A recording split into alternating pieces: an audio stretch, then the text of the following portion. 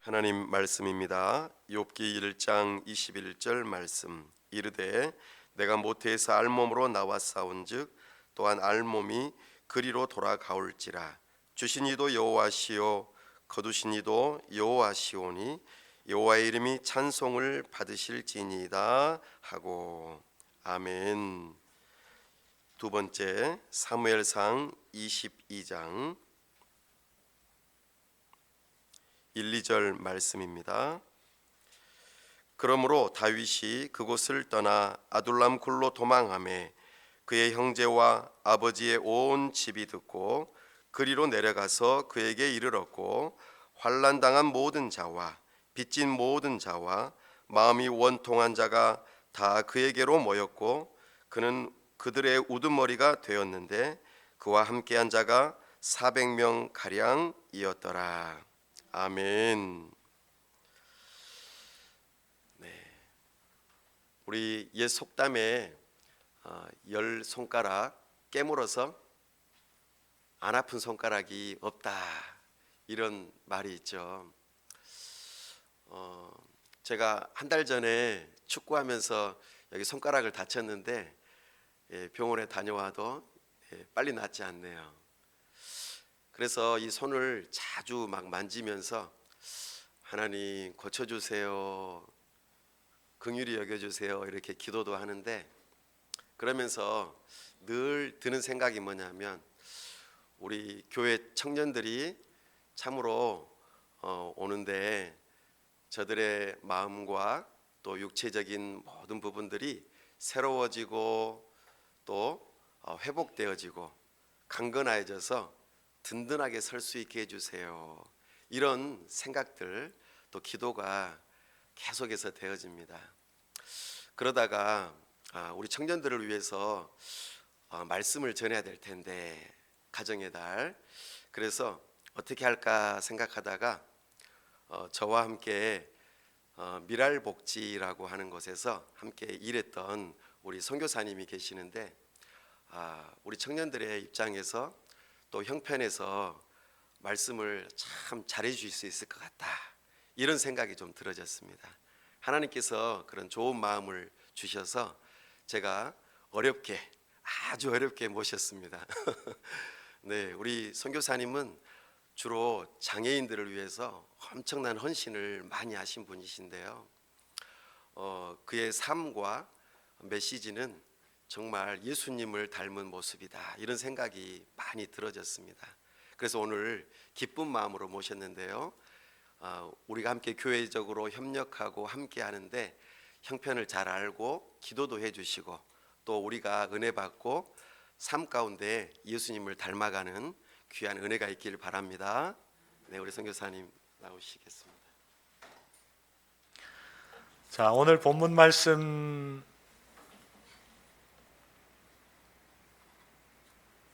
두 곳을 목사님께서 읽어주셨습니다. 욥기서와 사무엘상 말씀을 읽어주셨습니다.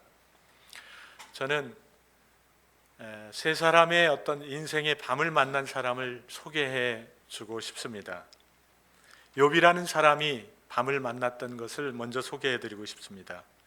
욥은 동방 우수 땅의 가장 큰 부자로 순전하고 정직하고 또 의로운 자다, 악에서 떠난 의로운 자다라는 이런 정평을 받았던 사람이었습니다. 근데 어느 날 욥은 갑자기 하늘에서 불이 내려서 스밧 사람 갈대아 사람의 기습 침략으로 수많은 종과 가축대가 하루아침에 몰살당하는 인생의 밤을 맞이했습니다. 또한 대풍이 불어서 그의 자녀 10남매가 하루아침에 목숨을 잃었습니다. 설상가상으로 그의 사랑하는 아내마저도 저주를 퍼붓고 집을 나갔고, 욥은 건강이 발바닥부터 정수리까지 악창이 발하여서 밤마다 눈물이 마르지 않았고 온몸에 뼛속까지 쑤셔 숨을 제대로 쉬기가 어려웠다고 성경은 표현하고 있습니다. 침도 마음대로 삼키지 못하고 또한 살이 뼈에 붙어 가죽만 남을 정도로 말랐고 구더기 옷을 이렇게 입은 것 같이 온몸에 덮여 있어서 정말 사람이 가까이 하기에는 너무 먼 그런 사람이었다 그랬습니다.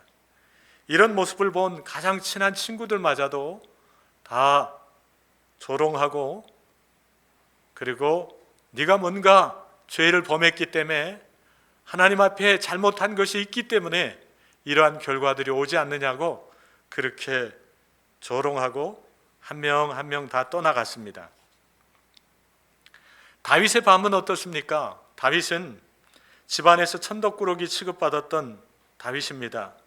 골리앗과 싸우러 나갈 때도 큰형 엘리압의 멸시를 받을 정도로 집안에서는 존재감이 없는 사람이 다윗이었습니다. 다윗하면 위대한 사람, 다윗의 자손에서 예수 그리스도가 탄생하고 우리는 다윗의 좋은 모습만 보지만 다윗은 그렇지 않은 모습이 오히려 더 많습니다.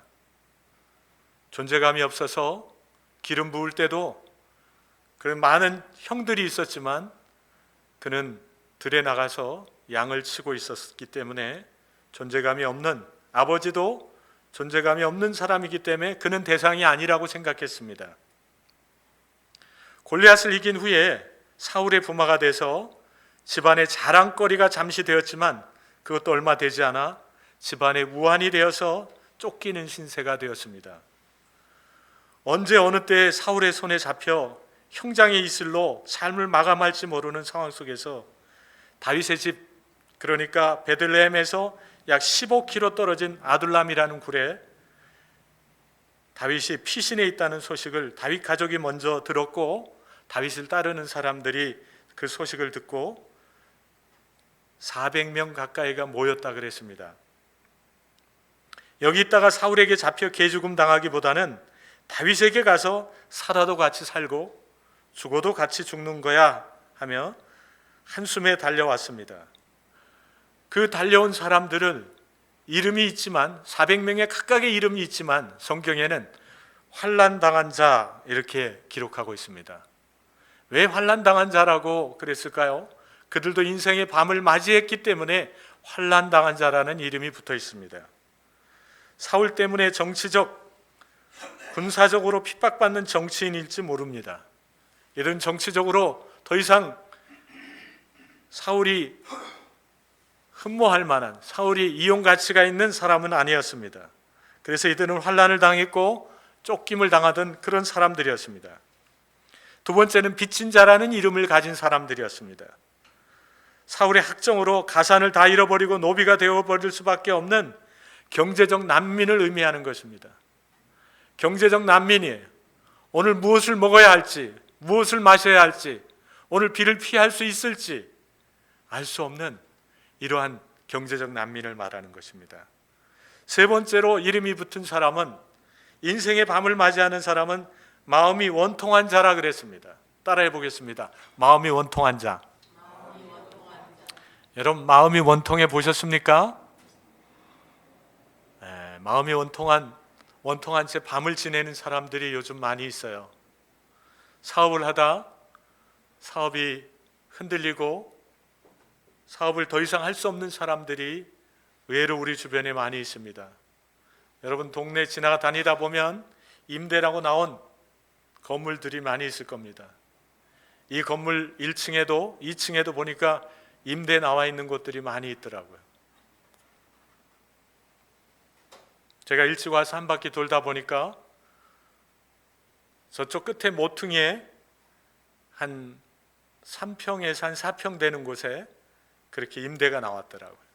테크아웃 카페를 하면 딱 좋을 만한 그런 공간인데 이미 그 옆에 카페가 임대가 나갔기 때문에 아무도 들어오지 않는 그런 방이 있었습니다. 근데 그게 굉장히 작은 공간인데 2천만 원에 월 100만 원을 내야 된대요. 그러면서 어떻게 수입을 발생하고 임대료를 내고 직원의 인건비를 주고 그럴 수 있을까 하는 걱정이 되더라고요. 제가 일찍 와서 땅밟기를 7층부터 이렇게 쭉 각 층마다 하면서 이곳에도 교회가 몇 곳에 교회가 있더라고요. 9시가 넘었는데 찬양은 들리는데 사람은 안 보이는 거예요. 아마 11시가 돼도 비슷하지 않을까라는 생각이 들었어요. 많지 않은 성도들이 모이는 곳.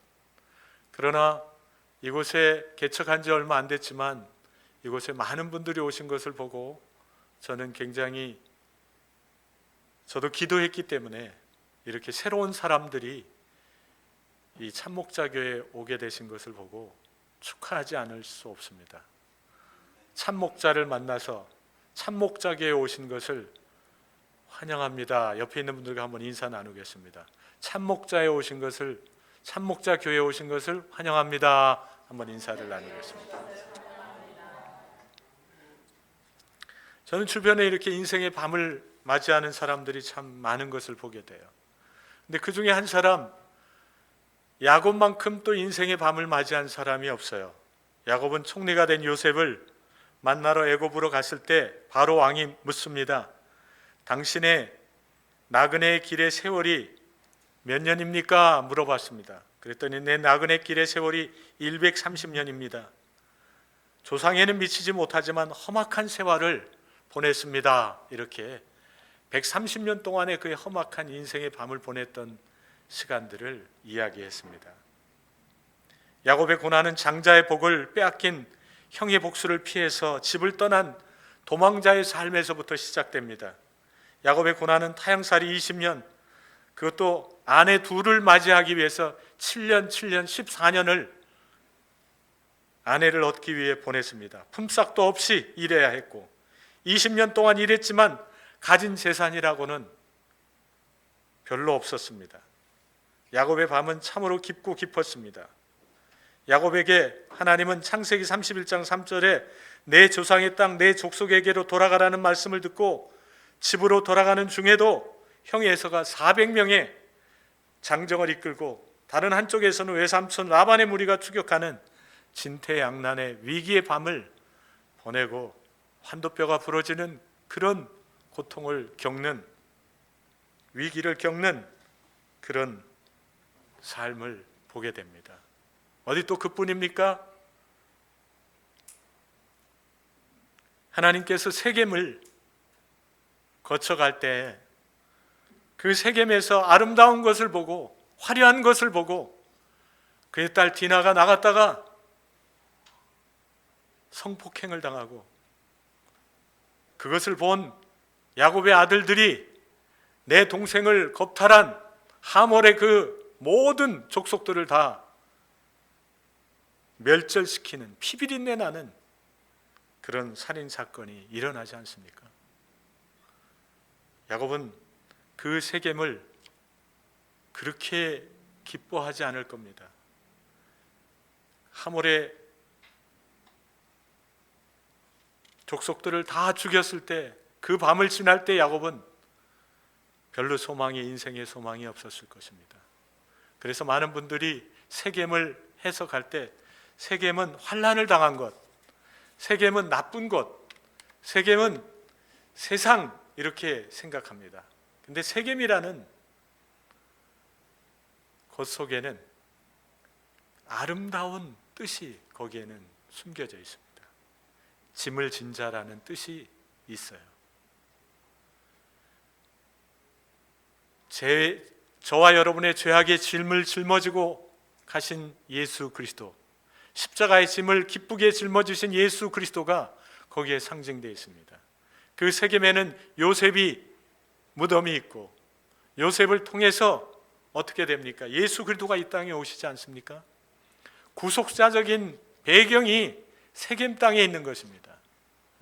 세겜은 환난을 겪고 시련을 겪고 그곳에서 모든 것이 끝난 것 같지만 바로 그곳에서 끝난 것이 아니라 예수 그리스도께서 짐을 지시고 저와 여러분의 죄의 짐을 지고 또 고통의 짐을 지고 환난의 밤을 보내는 짐을 모두 다 지신 것이 바로 세겜 땅이라고 하는 것을 기억하고, 우리가 세겜 되었을 때 예수 그리스도는, 우리가 죄인 되었을 때 예수 그리스도는 저와 여러분의 짐을 지시기 위해서 오신 걸 믿으시기 바랍니다. 죄인인 저와 여러분을 건지기 위해서, 죄인인 저와 여러분을 살리기 위해서 오신 것이 예수 그리스도라는 것입니다. 여러분, 인생의 밤을 어떤 사람은 한 번 지난 사람도 있을 것입니다. 어떤 사람은 잠깐 인생의 밤을 맞이한 사람도 있을 것이고, 어떤 사람은 인생의 밤을 여러 차례 맞이하고 있는 분도 있을 것이고, 어떤 분은 지금도 인생의 밤을 맞이하는 분도 계실 것입니다. 저는 선교지에 가서 복음을 전하면서 아무것도 없는 곳에서 하나님께서 큰 건물도 주시고, 또 정부와 함께 사역하는 그런 기회도 주시고, 필리핀 정부를 통해서 시장 상도 받게 하시고, 그래서 그 지역사회 속에 이글레시안 교회가 95% 이상 점령된 그곳에서 그리스도의 빛을 드러내는, 그리스도의 의를 드러내는 그런 사명을 감당하게 하신 것을 저는 경험했었습니다.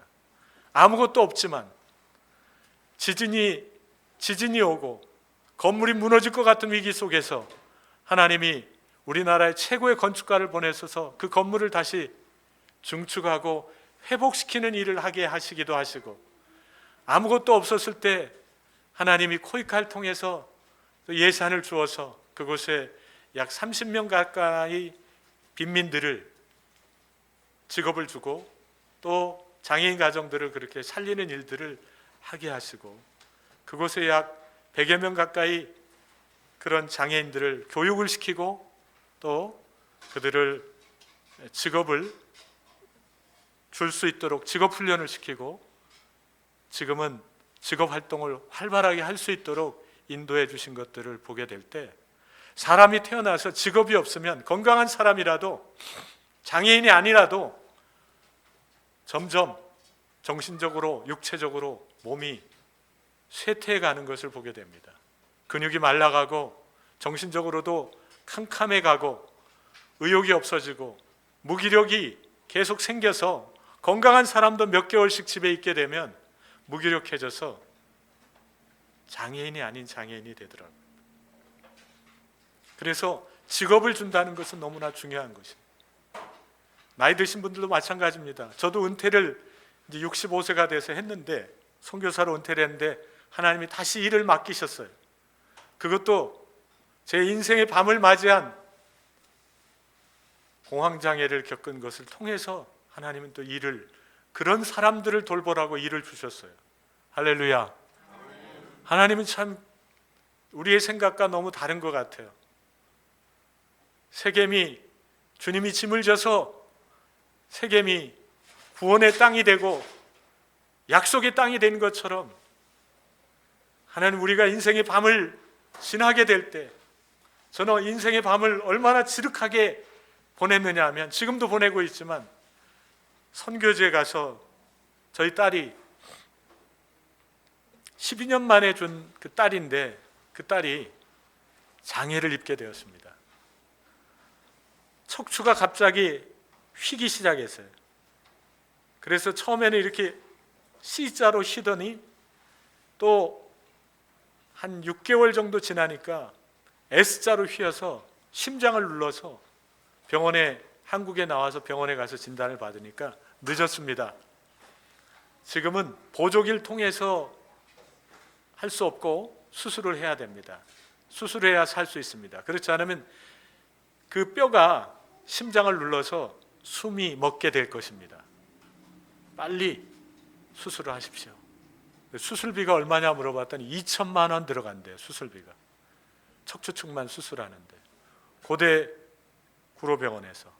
그때는 막 지금 저희 건물도 없이 빈민가에 한 10평 정도 되는 공간 얻어서 거기서 예배 드리고 거기서 성경 공부 가르치고 그랬을 때예요.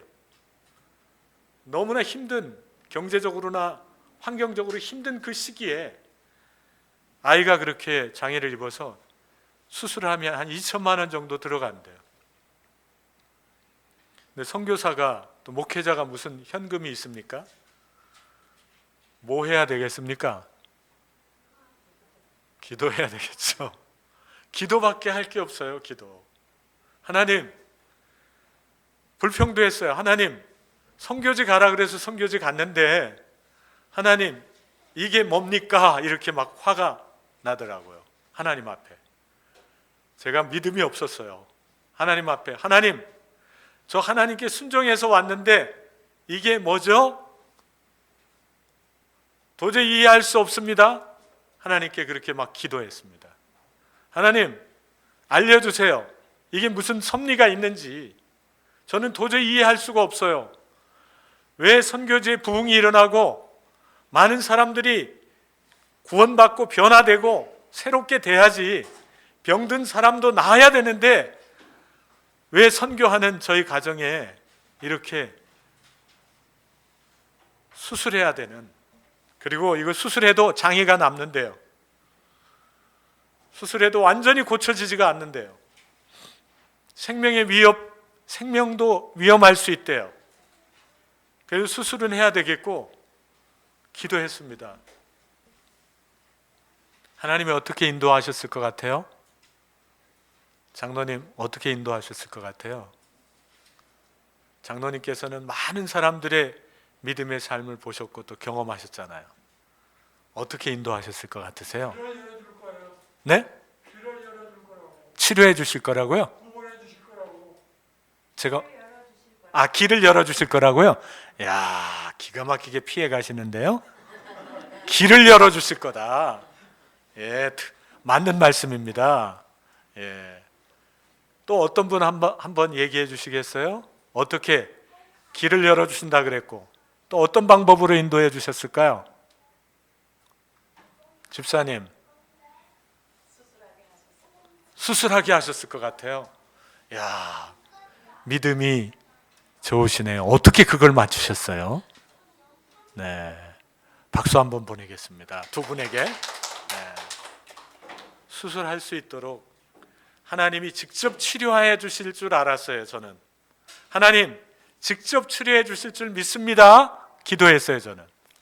근데 하나님은 의사의 손길을 사용하셨고, 의사의 손길을 사용하시는데 의사의 손길만 사용하지 않으셨어요. 사회복지사의 손길도 사용하셨어요.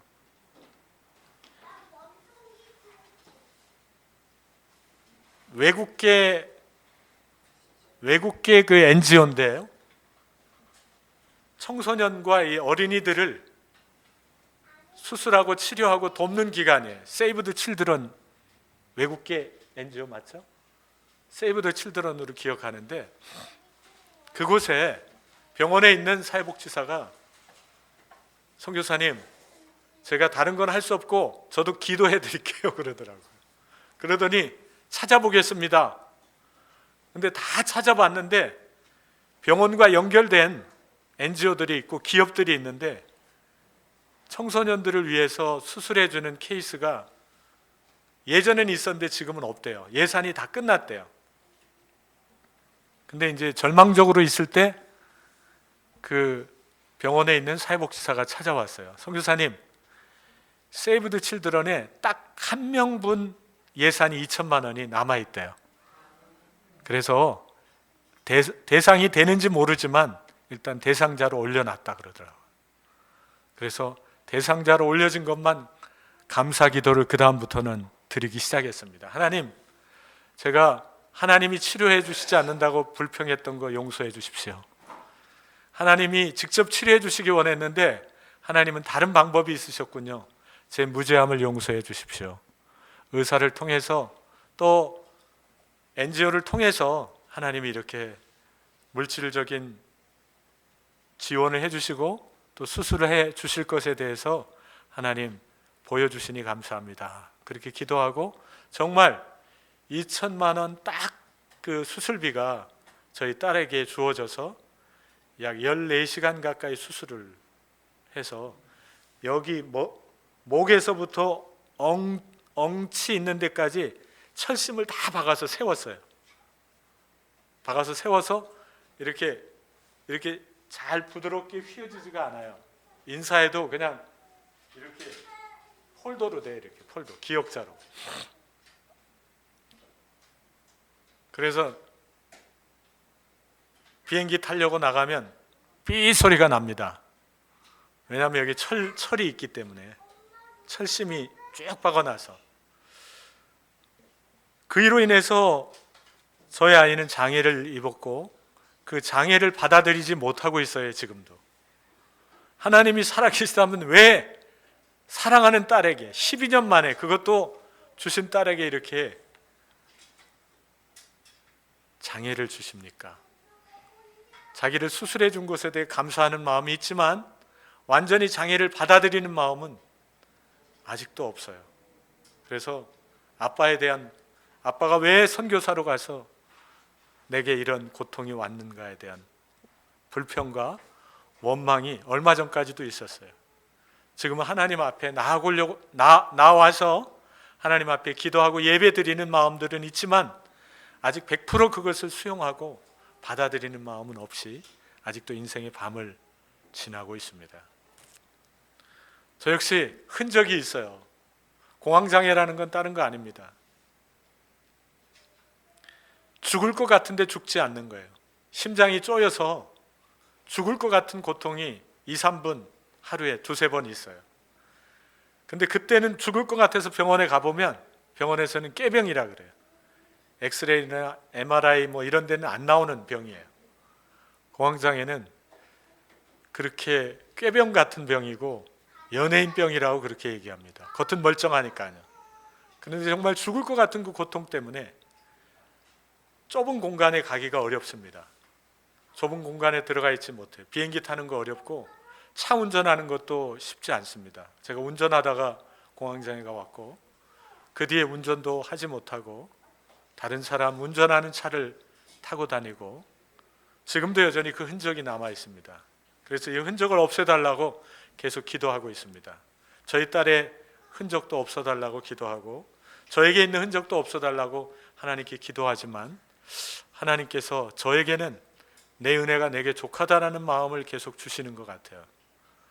왜냐하면 이 흔적을 통해서 정신적으로 힘들어하는 가족과 그런 변화가 필요한 그 당사자들을 돕고 또 많은 그런 단체들을 섬기고 있거든요. 그래서 하나님께서 이것은 저에게 준 가시와 같은 것이라고 생각합니다. 그래서 그러나 이 가시가 의학적으로 없어질 수 있어요. 그렇지만 현재까지 있는 것은 하나님이 이것을 통해서 더 깨어서 기도하고 고통당하는 사람들을 이해하고 그들을 나의 고통으로 상대의 고통을 받아들이라고 하는 그런 밤을 지내게 하신 것이라 생각이 됩니다. 여러분에게 인생의 밤은 어떤 것입니까? 인생의 밤이 바뀔 수 있습니다. 주님이 바꿔주실 수 있어요. 그러나 그대로 남겨주실 수도 있어요. 그렇지만 우리가 낙심하지 아니할 것은 주님이 우리와 함께 하신다는 사실을 믿으시기 바랍니다. 내가 고통받을 때, 내가 죽을 것 같은 고통 속에서도 주님은 나하고 함께 하셨고 나와 동행하셨고 지금도 동행하십니다. 할렐루야. 혹시 인생의 밤을 겪고 계신 분이 있다면 주님이 여러분과 함께 동행하고 계신다는 사실을 꼭 기억하시길 바랍니다. 그리고 여러분들을 통해서 이렇게 새로운 사람을 다윗처럼 만나게 하실 겁니다. 아들람 굴에서 다윗이 그렇게 쫓기는 자였지만 이때 왔던 정말 환난당하는 자, 경제적으로 고통당하는 사람들, 아무것도 아닌 것 같은 이런 사람들이 힘이 되었어요. 환난당하고 빚진 자였고 마음이 원통한 자들이었지만 이들이 나중엔 장관을 하고 총리를 하고 이들이 한 나라를 이끌어가는 중추적인 역할들을 하는 사람들로 다 바뀌게 됩니다. 하나님은 우리를 약한 자를 들어서 강한 자를 부끄럽게 하시는 분이십니다. 혹시 여러분이 인생의 밤을 겪으면서 약함이 있다면 하나님 그 약함을 들어서 강한 자를 부끄럽게 하실 것을 믿으시고 그 약함을 사용하시는 주님과 동행하시기를 주님의 이름으로 축복합니다. 기도드리겠습니다. 하나님, 다윗의 밤, 야곱의 밤, 욥의 밤을 보게 되고 김종철 선교사의 밤의 이야기를 들었습니다. 인생의 밤을 만나지만 그 인생의 밤에서 어떻게 인생의 밤을 통과하고 또 인생의 밤을 또 맞이하고 인생의 밤에 어떻게 주님과 함께 동행하는지 잠깐 하나님의 말씀을 통해 살펴보았습니다. 하나님, 제가 인생의 밤을 겪을 때, 지날 때 홀로 두지 아니하시고 함께 해주셨던 하나님께서 오늘 이곳에 인생의 밤을 지내는 모든 분들에게 함께 하셔서 위로해 주시고 격려해 주시고, 너는 내 아들이라고, 내 자녀라고, 내 사랑하는 자녀라고 하나님이 말씀해 주시고, 내가 너를 오른손으로 붙들고 내가 너와 끝까지 함께 하겠다고 하는 주의 음성을 듣게 해 주옵소서. 예수님 이름으로 기도드립니다.